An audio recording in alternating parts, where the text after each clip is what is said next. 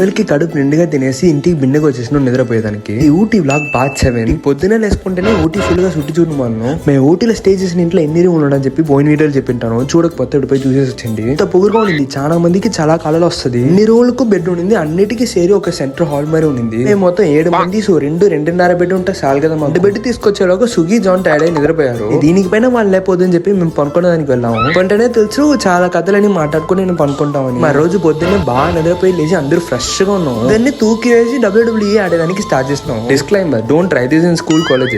అంతే కొంచెంసేపులో అందరూ ఫ్రెష్ అంతా పోయి అందరూ టైర్డ్ అయిపోయినాము. అంతా సరే అందరికి పొద్దున ఆకలి వచ్చింది. పరపరని బ్రష్ చేసి పక్కన ఉండే అంగడికి వెళ్ళాము. ఏ చేసిన దగ్గర నుంచి అన్ని అంగులు వాకింగ్ డిస్టెన్స్ లోనే ఉంది. మార్నింగ్ భోజనానికి ఉదయం మెస్ అని చెప్పి ఈ అంగడికి వచ్చాము. ఇంటికి అంత బాగుండదు కదా. తిన్నాక ఫోటోస్ ఎత్తుకుంటాం. ఇప్పటికీ గుడ్డు పొడి చేసిన ఫేవరెట్. ఎక్కడికి పోతున్నా ఇదే ఫస్ట్ తింటాను. లేక మీకేది ఫేవరెట్ అని చెప్పి కమెంట్స్ లో చెప్పండి. మేము ఎక్కడికి పోయినా చెప్పండి చూసాం. ఇది మీకు సర్ప్రైజ్. బాయ్.